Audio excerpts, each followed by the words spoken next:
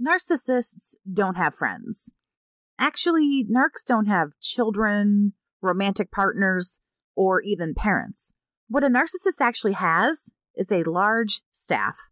Everyone has a job as far as the narc is concerned, and they are expected to show up on time every single day, pull their own weight, and work for nothing, no vacation. And let me tell you, the benefits, they're lackluster if they're even there, to say the least. Some people who work for the narcissist do more work than other people, and those are known as the flying monkeys. Folks who willingly submit to the narcissist and even help the narc to manipulate and gaslight other people. A lot of the time, narcissists will even choose specific people to be the flying monkeys, and a lot of the times it's a person or people who both of you know, mutual friends or family, something like that. So why do they do this? Why does a flying monkey side with the narcissist? And what does this do for their life, both the flying monkey and the narcissist? Like, why form this toxic little Batman and Robin kind of thing? Unfortunately, there are a lot of people who don't even realize that they are flying monkeys for the narcissist. Narcs are very good, and I don't have to tell you this, but they're very good at being a victim. And so they have their staff believing that this person's a huge help to the narc. Oh, you help me so much. This person might be aware of what they're doing, but the thing is they feel like they're helping somebody. You know, the narcissist is playing towards the flying monkeys, wanting and willingness to be helpful, quote unquote. A flying monkey might reach out to you in place of the narcissist and hoovering you in place of them. They might text you and say, hey, can you please call blank narc's name here and talk to them? They're upset, but they're scared to reach out to you. They don't know why you're ignoring them. They miss you. Now, see, in a case like this, the flying monkey thinks they're helping their friend. They're trying to repair a relationship. They're too blind to see that they're manipulating you. They don't really care how you feel about it. They want to help the narcissist. They're gaslighted and being controlled by the narc. The narc now has them thinking that the narcissist is helpless. They can't function without this flying monkey. Now, I want to say this again, some flying monkeys take on this role because they're just legit good, but very naive people who get sucked in just like the rest of us do at one time or another. So they're kind of like the good, kind-hearted, but dumb flying monkey, and they don't really realize what they're doing or like why they're doing it. They just think they're helping the poor little sad, pathetic, victim-y narc. Now, there's a whole other group of flying monkeys who like to be flying monkeys. Narcs gather with, let's just say, like-minded individuals. People who have a touch of the ism themselves and have no issue reaching out and bullying people or doing the dirty work that the narc doesn't want to be responsible for. They have no problem writing something bad about you on social media, crying sob stories for the narcissist, helping the narc run a massive smear campaign, anything else the narc would want this person to do. These people have no problems doing it. Lots of flying monkeys who behave like this. They love the gossip and the drama. They love choosing sides, forcing other people to choose sides, giving ultimatums on behalf of the narcissist, overall being a general nuisance and sad and pathetic and a pushy little bully. Some of them know exactly what they're doing, and frankly, it's just chaos and they enjoy it. If you'd like to talk with me one-on-one about what you're going through with a narcissist, you can text, call, email, or visit my website for more information.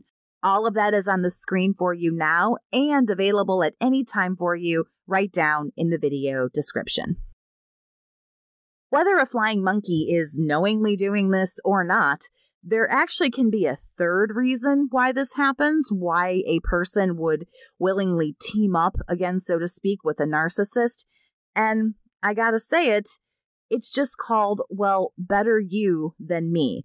The person is just trying to save themselves from the wrath of a narcissist. It's kind of the mindset of, since I can't beat them, I don't want to be on the opposite end of this, so I'm just going to join them. People see what narcs are causing people to suffer from, the pain that they're putting other people through. Nobody wants to be on the ouchy end of the narcissist. So they just kind of, instead of standing in front of the narc to take that hit, they just stand off to the side and go, well, if I team up, then maybe I'll be spared some of the abuse. And honestly, most of the time it works. However, this is still a narcissist, so the flying monkey might be a willing participant in the abuse to save their own skin, but the narc is still going to push things too far, like they do, or ask for too much, demand too much, just get too crazy, carried away and out of control, like they do. And the flying monkey doesn't at some point do what's expected of them. And in true narcissistic fashion, it doesn't matter how long you've worked for the narcissist, you can and will be terminated and rounded on immediately. As soon as you don't do something they want you to do, you're dead to them. They go on the offense, they attack you, and all that time you've put in at the company doesn't mean a damn thing. Everything you've done for them, flying monkey or not, is no longer remembered, nor appreciated, nor taken into consideration. You can buy them a car, a house, and give them $1 million. But if you don't get them the pony, fuck you, you're garbage, you're trash, you're dead to me, get away from me. Furthermore, this can happen a lot in very specific situations, and a lot of times stuff like this happens in the workplace, usually in an environment where you can't escape. A person would feel more obligated to team up with a narcissist because they don't want to get fired. They don't want the crappy hours. They don't want to be forced to, work every weekend, whatever the case might be. And this naturally helps the narcissist. They have willing staff working for them. Narcs have their little entourage doing all kinds of things for them. And now the narc can kick back and relax. And they can also play dumb when confronted about things that they have their little minions doing. They could say to you, "What? I didn't ask them to reach out to you. I just told them that, I was kind of sad since we broke up." They might say, "What? I didn't tell them to write this scathing social media post that slanders you 6 ways from Sunday. I was just telling them, you broke up with me and it hurt me and, you really didn't give me a chance. And you know what? Seeing as how they wrote that really crappy post about you, I guess they agreed with me." You might hear something like that. Like, "What? I don't know what you're talking about. I didn't make this person do this." The more people a narcissist has working for them, the better for the narcissist. It's really important to not have contact with these folks, flying monkeys nor narcs, if you can help it. There are, again, certain situations, school or, church or whatever, house of worship you choose, or workplace situations. There are things like that that can be a little bit harder to dodge, but I recommend to see who you can talk to about, avoiding things like this. Keep documentation and keep other things that you might need if something happens. Mutual friends are also a big no-no. I'm sorry, I can't condone any of this. Mutual friends or family or anybody can't suggest, staying, friends with them. Or if you're friends with somebody who's also friends with the person who hurt you, you don't have a friend.